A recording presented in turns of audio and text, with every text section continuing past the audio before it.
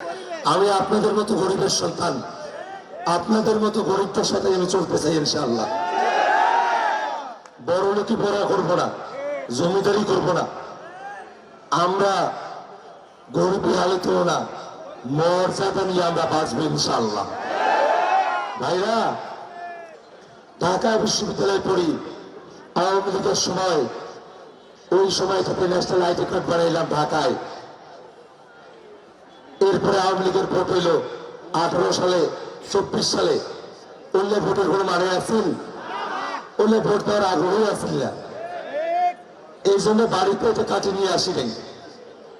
ব্যস্ততা, আইডি কার্ডটা কাটিয়া, ভোটার আইডিটা কাটিয়া এতগুলো নিয়ে আসবো, সে সুযোগটা করে উঠতে পারলাম না, অনেক ব্যস্ততা। শেষ সময়ে যায় অনেক অনুরোধ করলাম নির্বাচন কমিশনকে, অনানুষ্ঠানিকভাবে অনুরোধ করলাম, আমার কথাটা ওরা রাখলো না। অথচ তারেক রহমান দেশে আসিয়া একদিনে আইডি কার্ডটা পাওয়া গেল।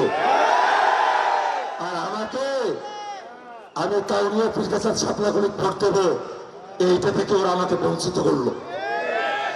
এই বঞ্চনার জবাব কাউনিয়া পীরগাছার সকল মানুষ ছাপলাগুলিতে ভোট দিয়া দেবে ইনশাআল্লাহ। প্রশাসনের ভাইরা সবার সাথে সম আচরণ করেন। তারেক রহমানের সাথে এক আচরণ, আর একজনের সাথে আর এক আচরণ আমরা মাইরা নেব না। দীর্ঘ সময় ধরে চলে আসা একটা মিথ্যা, একটা প্রতারণা, সেই জাল আমাদেরকে ভাঙতে হবে। হারা গেছে, আপনারা শোনেন, জাকাতের শাড়ি লুঙ্গি দেয়া হয়,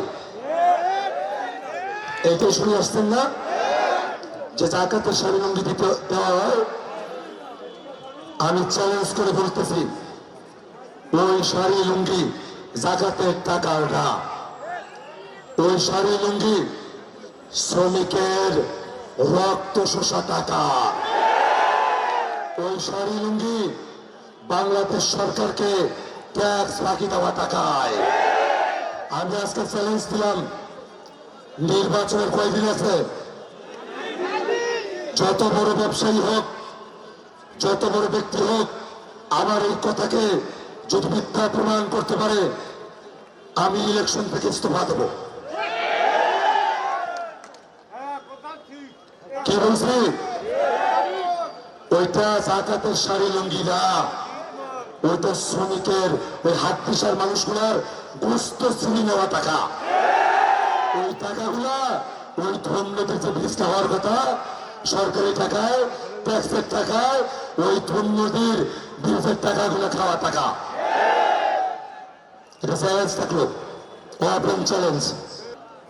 আল্লাহ যদি আমাকে কবুল করে, তাহলে হারাগাছ গোয়া ক্যাটাগরির পৌরসভা থাকবে না, মডেল পৌরসভা হবে ইনশাল্লাহ। হারাগাছের শ্রমিকদের ন্যায্য মজুরি আমরা নিশ্চিত করবো ইনশাল্লাহ। আল্লাহ যদি কবুল করে, প্রত্যেক শ্রমিককে বাধ্যতামূলক স্বাস্থ্য বীমা মালিকদেরকে করে দিতে হবে ইনশাল্লাহ। ওই মালিকেরা যারা আছে তারা চাঁদাবাজি মুক্ত ব্যবসা করবে ইনশাল্লাহ। তারা ব্যবসার বাড়াবে, সেই ব্যবস্থা আমরা করবো ইনশাল্লাহ।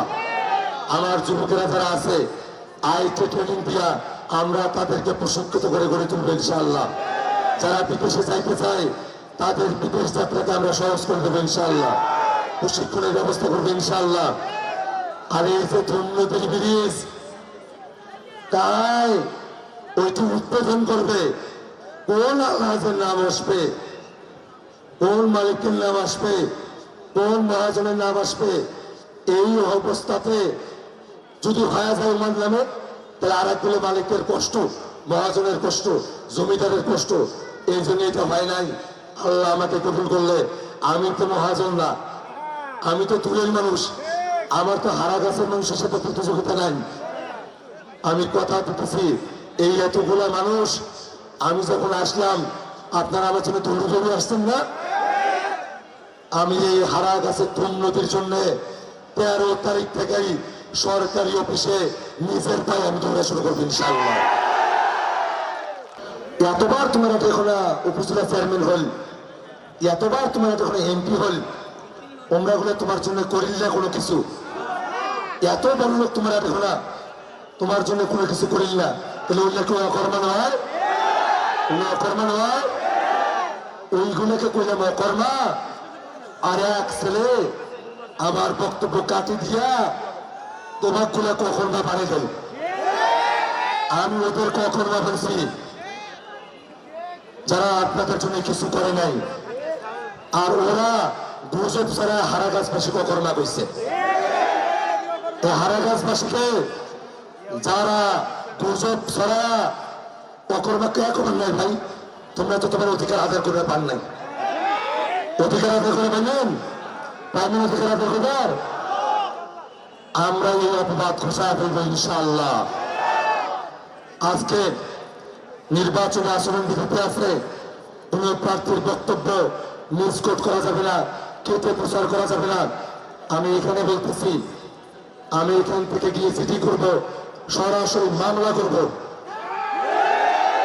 যেই ছেলে বক্তব্য কাট করে প্রচার করছে আর যারা যারা স্বতঃস্ফূর্ত ভাবে জনগণকে কাটপিস বক্তব্য দিয়ে বিভ্রান্ত করছে, এদের নামে এখনই মামলা হবে। প্রশাসনের ভাইদেরকে বলি, ওদেরকে গ্রেফতার করে উপযুক্ত শাস্তি দিতে হবে। অবশ্যই হাদি ভাইয়ের হত্যার বিচার করতে হবে। এই জায়গায় কোনো স্থান নাই। খুনিরা যেখানেই থাকুক, আমরা ওদেরকে গর্ত থেকে বের করে নিয়ে আসবো ইনশাআল্লাহ।